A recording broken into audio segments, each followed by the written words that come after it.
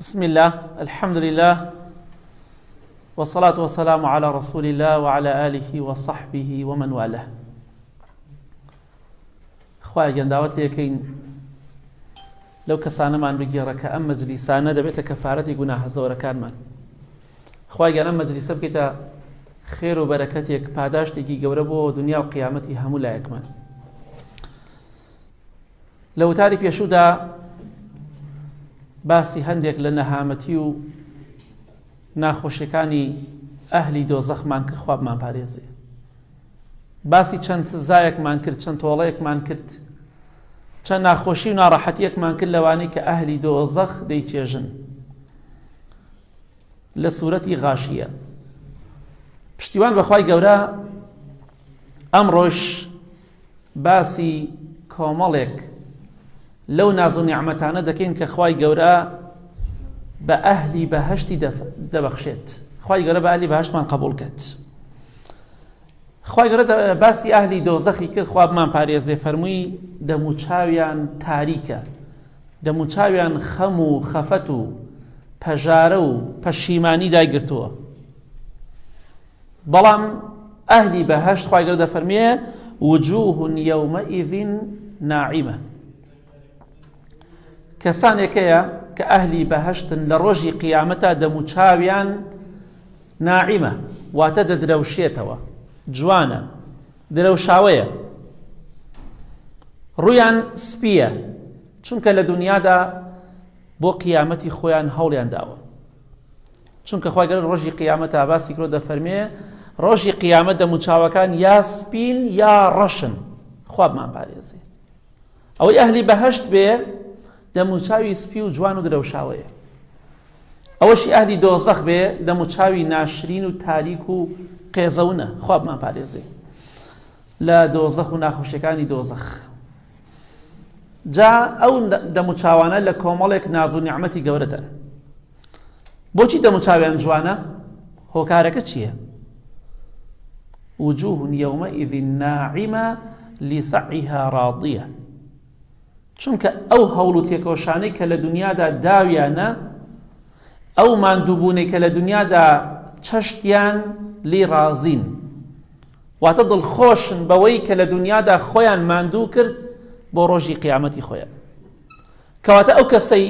خۆی ماندوو کردووە بۆ قیامەت، ئەو کەسەی هەوڵی بۆ قیامەت داوە، دەموچاوی ڕووناک و جوانە لە قیامەتە. حتا پێغەمبەری خوا فەرمێ صلی الله عليه وسلم ئەو کەسێک کە ئەهلی ئیمان بێ و ئەهلی بەهەشت بێ لە ناو گۆڕەکەیدا، ئینسانی ئیماندار، ئینسانی باوەڕدار، ئین المؤمن فی قبره لفی ڕەوضة خضراء. ئینسانی ئیماندار لە ناو گۆڕەکەیدا لە ناو باخێکی سەوز و جواندایە. هەتا دەفەرمێ دەموچاوی وەکو مانگی چواردە چەندێ جوانە مانگ، کاتێک کە چواردە ڕووناک و جوانە، ئەفەرمێ ئەو ئینسانە لە ناو گۆڕدا دەموچاوی ئەوەندە جوانە، وەکو مانگ دەدرەوشێتەوە، چونکە لە دنیادا خۆیان ماندوو کرد، لسعیها ڕاضیە. ئەو هەوڵ و تێکۆشانەی کە کردوویەتی لە دنیادا خۆی ماندوو کردووە، پێی ڕازیە. الحەمدولیلا لە دنیادا خوایان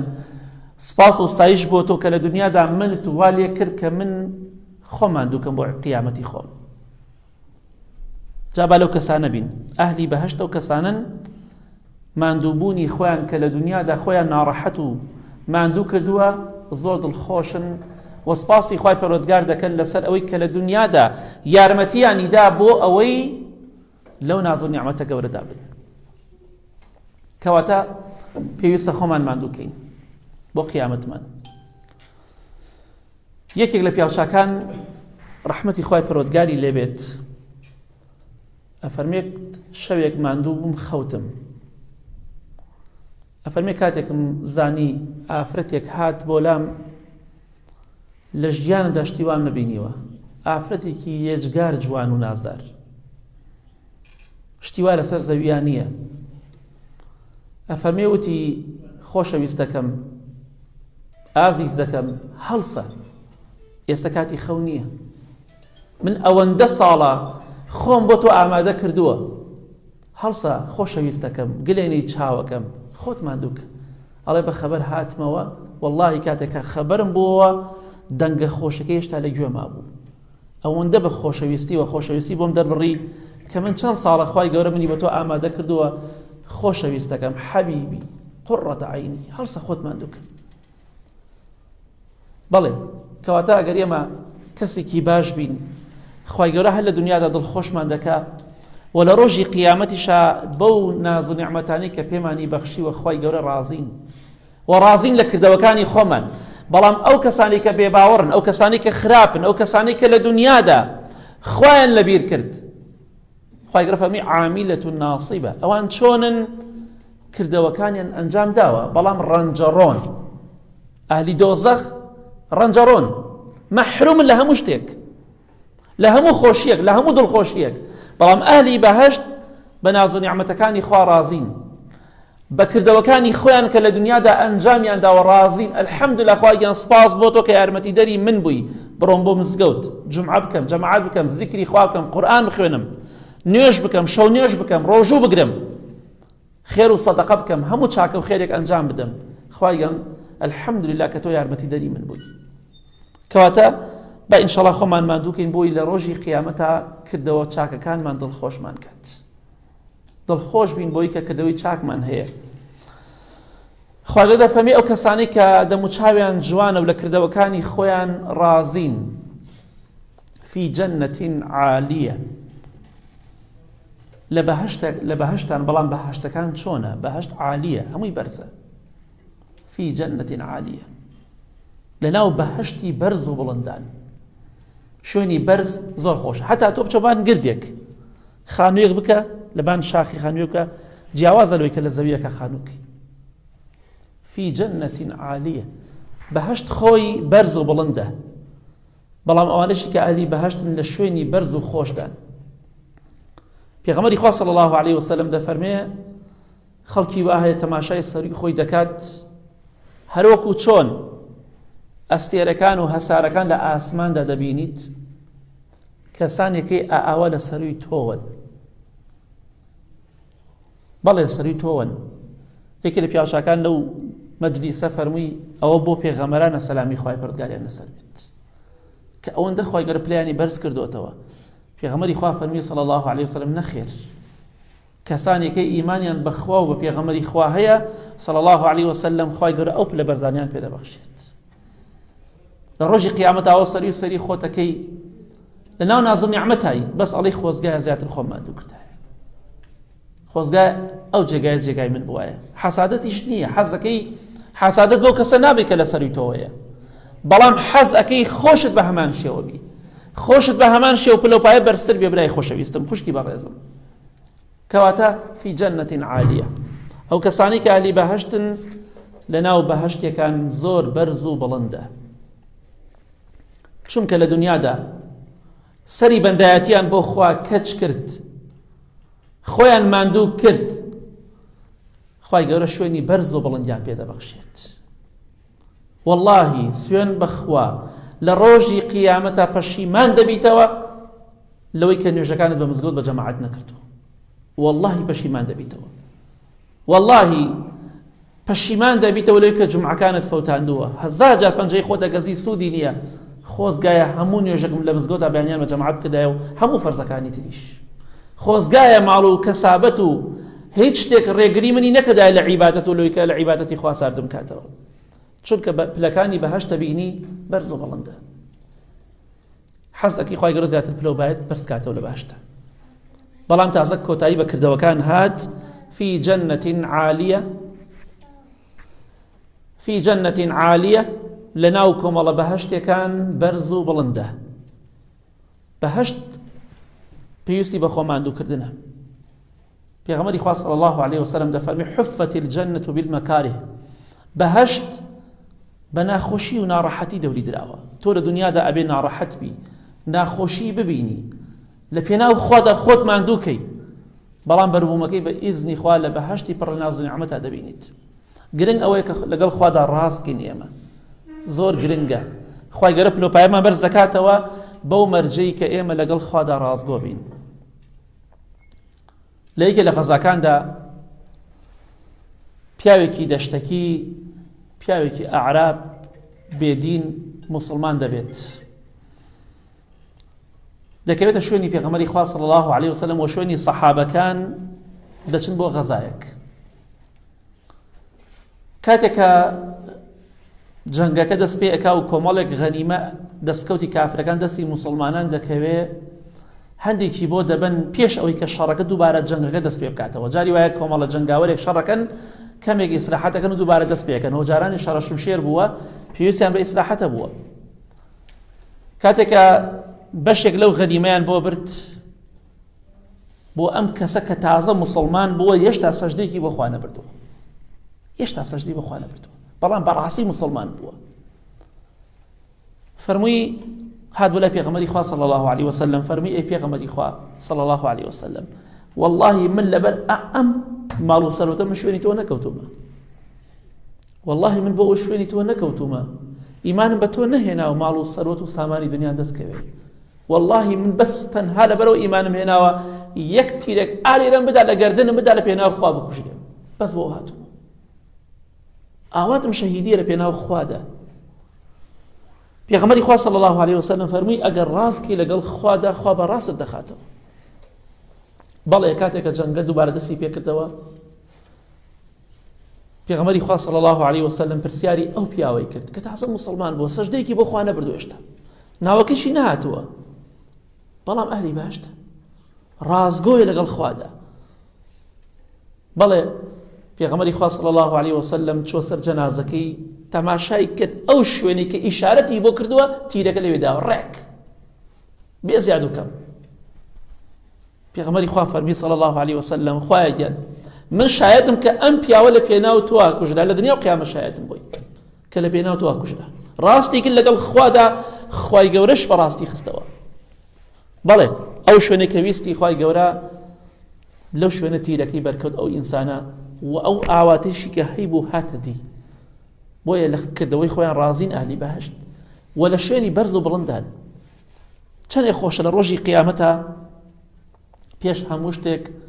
ببینینی خوای گەورە شاد بین. بەپێی حەدیثی پێغەمبەری خوا صلی الله علیه وسلم، خۆشترین ناز و نیعمەت لە بەهەشتە ڕەزامەندی خوایە بۆ ئەهلی بەهەشت. بینینی خوای گەورەیش لە بەهەشتە لە هەموو ناز و نیعمەتی خۆشترە. کاتێکە خۆش ئەهلی بەهەشت خوای گەورە دەبینن بە چاوی خۆیان، هەموو نیعمەتێکیان لەبیر دەچێتەوە، ئەوەندە دڵخۆشن پێی. ئەو هەموو ناز و نیعمەتە خۆشەی بەهەشت فی جەنەت عالیە کە تۆ بەرز و بڵند بووی، خوای گەورە بەرز و بڵند دەکاتەوە. تۆ لە دنیادا ملکەتی فەرمانی خوا بە، بۆ خوا بژی. وەکو ئیمامی بن باز ڕەحمەتی خوا لەوێ دەفەرمێ ژیان لە پێناو خوادا قورسترە لە مردن لە پێناو خوادا، قورسترە لەوەی لە پێناو خوادا بکوژری، چونکە ژیانێک بۆ خوا بێت چەندەها ساڵە، مردن چەند ساتێکی کەمە، چەند دەقەیەک و ڕۆحەکە دەرەچێت کۆتایی پێدێ. بەڵام تۆ بتەوێ بۆ خوا بژیت، بێگومان ماندووبوون زۆر دەبێت. بەڵام لە ڕۆژی قیامەتە لە شوێنی بەرز و بڵندایی فی جەنەت عالیە، خوای لەو کەسانەمان بگێڕی کە لە بەهەشتی پڕ لە ناوزە نیعمەتین. خوای گەورە ئەم پاداشتانەی کە باسی دەکەین ئێمەی تاوانباری لێ مەحروم مەکە. چەندێک خۆشە لە ڕۆژی قیامەتە ببینینی خوا شاد بیت، ئەو خوایە کە لە دنیادا خۆشمان دەوێت، پڕ بەدڵ خۆشمان دەوێت، ئەو خوای کە لی دەترسین، ئەو خوای کە ئومێد و ڕجامان بەس بە ئەو هەیە. چەندێک خۆشە پێی شاد بیتەوە لە ڕۆژی قیامەتە. چەندێک خۆشە بگیتە خزمەتی هەموو پێغەمبەران سەلامی خوایان لەسەر بێ کە ژمارەیان 124,000 پێغەمبەرە سەلامی خوایان لەسەر بێ، بگیتە خزمەتی پێغەمبەری خوا صلی الله علیه وسلم با ئەوشی پێ بکەی، بگیتە خزمەتی ئیبراهیم خەلیل سەلامی خوای لەسەر بێ، موسا و عیسا و هەموویان سەلامی خوایان لەسەر بێ، بگیتە خزمەتی ئیمامی ئەوبەکر و عومەر و عوسمان و عەلی و هەموو سەحابەکانی تر، هەمووی پیاوچاکان و ئەئیمەکان. لەوە خۆشتر هێت خوا با لە دەست خۆمانی دەرنەکەینە بەر ئەم دنیایە کە هیچ قیمەتێکی نێ لای خوای پەروەردگار. ئەهلی بەهەشت لە شوێنی بەرز و بڵندان، خوا بەرز و بڵندیان دەکاتەوە. بەڵێ لە بەهەشتا لا تەسمع فیها لاغیە، لە بەهەشتا قسەی پڕوپوچ، جوێندان، قسەی نەشیا و دڵ ئێشاندن، خەم و خەفەت، هیچ شتێک نییە لە بەهەشتا ئیلا سەلامە. خوا گەورە دەفەرمێت لە غووی تیا نییە، لا يسمعون فيها لغوا إلا سلاما تەنها قسەکە هەبێ سەلامکردنە زیکری خوایە قسەی خۆشە بەخوا کەسانێکی بەپێی قورئانی پیرۆز لە ڕۆژی قیامەتە لە بەهەشتا دائنیشن بە خۆیان جاری وای برادەری یەک بوون لە دنیادا باسی دنیا دەکەن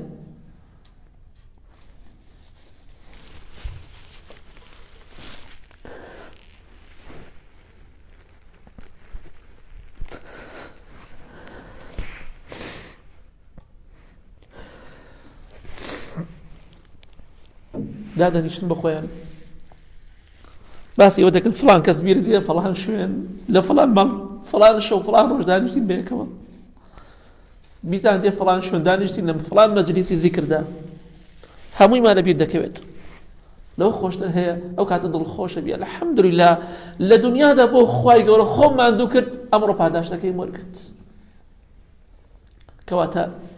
قسەی پڕوپوچ و ناخۆشی لە بەهەشتا نییە شتێک کەسێک نییە دڵت بێشێنێ حەسادەتت پێبەرێ بختیانت بۆ بکات درۆت بەدەمەوە هەڵبەسێ سوکایەتیت پێ بکە لا تسمع فيها لاغية قسەی وایە لە بەهەشتا نییە قسەی پڕوپوچ قسەی ناخۆش لە بەهەشتا نییە بەس دنیا پڕە لە قسەی ناخۆش و حەسادەت و درۆ بختیان بەڵام بەهەشت زۆر خۆشە چونکە بینینی خوای تایە بەهەشت خۆشە چونکە بینینی هەموو پێغەمبەران و خواناسان و هەموو خۆشەویستانی خوا دەتوانی بیان بینین خوایگەر حەزەکەم فڵان کەس ببینم پیاو چاک بڕۆ بیبینە بە ئارزوی خۆت کەواتە بەهەشت زۆر خۆشە بەس پێویستەکە خۆمان مادووکەین هەموو چاکەیەک ئەم مەجلیسە کاتێ دانیشین بۆ خوا بێت نێتمان بۆ خوا بێ هۆکارێکە بۆی کە خوا بمان خاتە باشتر دانیشتنیش لە شوێنی خراپە و گەعدە و نازانم چی و کامە کۆمەڵە چتی خراپ و شایی و نازانم چی کە گوناه و تاوانی تیا دەکەی هۆکارێکە بۆی لە بەهەشت دوورکەویتەوە چونکە تۆ تاوان دەکەی تاوان لە بەهەشت دوورت دەخاتەوە لە خوا دوورت دەخاتەوە چاکەش لە خوا نزیکت دەکاتەوە لە بەهەشت نزیکت دەکاتەوە لا تسمع فيها لاغية قسەی ناخۆش قسەی لەغو قسەی بەتاڵ لە ناو بەهەشتا نییە چەندێک خۆشە ئەگەر لە مەجلیسێکە دانیشی هاوڕێتی مرۆڤێک بگەی قسەی ناخۆش نەگا بەرامبرت ئەی بەهەشت هیچ کەسێک قسەی ناخۆش ناکە چونکە ڕق و کینە نییە کەس ڕقی لە کەس نییە بەڵام لە دنیادا کەسێک ڕقی لە کەسێکە خەفەتی ئەداتی ناڕەحەتی دەکات لا تسمع فيها لاغية فيها عين جارية لەناو بەهەشتا کۆمەڵە کانیاوێک هەیە کۆمەڵە ڕووبارێک هەیە ئاوەکان دەڕوات نەوەستاوە ئەم ئاوانە دەڕوات جاریە کانیەک ئەگەر شتێکی جوانە کاتێک کانیەک دەبینی ئاوەکەی لەبەری دەڕوات ئاوێک بڕوات لەوە جوانترە ئاوەکە ئاوا وەستا بێ لە شوێنێکا بێ لە چاڵێکا بێ بڕوات ئاوەکە جوانترە فيها عين جارية لەناو بەهەشتا کۆمەڵە ڕووبارێک هەیە کۆمەڵە کانیاوێک هەیە ئاوەکانی دەڕوات ناوەستێت پێغەمبەری خوا صلی الله علیه وسلم بۆمانی باس کردووە لە قورئانی پیرۆزیشا باسی کردووە خوای پەروەردگار لە بەهەشتا بەحر و ڕووباری هەنگوین هەیە لە بەهەشتا بەحر و ڕووباری چونکە لە ئاەتەکە خوا گەورە فەرمێ ڕووبار لە حەدیثەکە فەرمێ بەحر هەردووکی هەیە ڕووبار و بەحر هەیە بەس هەنگوینە من عسل مصفى خوای گەورە دەفەرمێ هەنگوینێکە پاڵەفتەکراو هەنگوینێکی بێغەش نەکوە هەنگوینەکانی دنیا بتەوێ کیلۆیەکت بە ساقی دەستکەوێ زەحمەتە دەستکەوێ ئیلا زۆر بەکەمینە بێ ئیلا غەشی تایە بەڵام هەنگوینی بەهەشت کە بە ڕووبار و بە بەحر دەڕوات وەکو بەحر دەڕوات هەمووی پاڵەفتەکراوە ڕووبار هەیە بەحر هەیە بەس شیرە بەڵام نەکوەک شیری دنیا تۆزێک دایبنی بگەنێت لم يتغير طعمه خوای گەورە دەفەرمێ بۆنەکەی تامەکەی تێک ناچێ ئەو ڕووبارە دەڕوات هەمووی شیرە بەڵام شیری بەهەشت وەک شیری دنیا وایە ناوەڵڵا هەر ناوەکەیان یەک لە بەهەشتا ڕووبار و بەحر هەیە بەس ئاوە بەڵام خوای گەورە دەفەرمێ ئەو ئاوەش تێک ناچێ ڕەنگی تێک ناچێ ئەو ئاوە ڕەنگی تێک ناچێ و دەفەرمێ ڕووبار و بەحر هەیە بەس عارەقە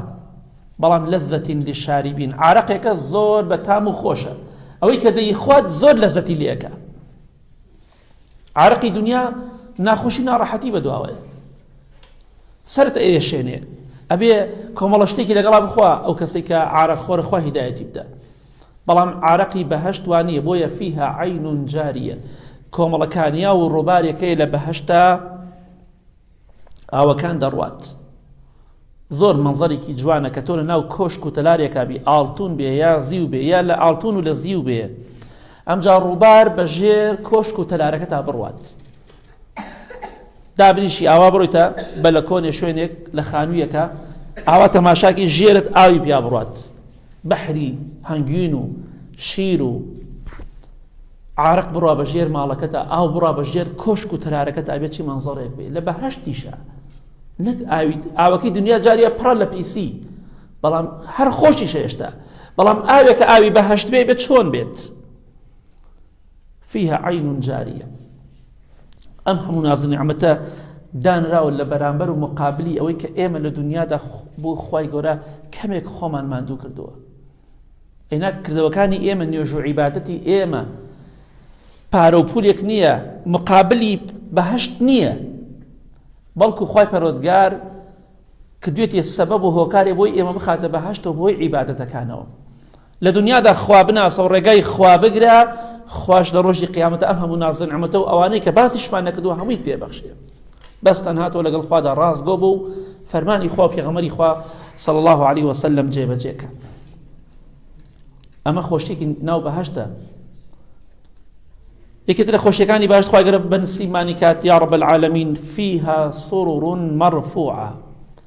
کۆمەڵە سەریرێک کۆمەڵە تەختێک کۆمەڵە سیسەمێک هەیە بەڵام هەمووی بەرز و بڵندە فيها سرر مرفوعة سبحان الله دەبینی تەختێکی بەرزە بۆ خەوتن و ئیسراحەت ینی بۆ چۆنەڵێ عەفو بۆ دانیشتن و بۆ ڕاکشانە بۆ ئیسراحەت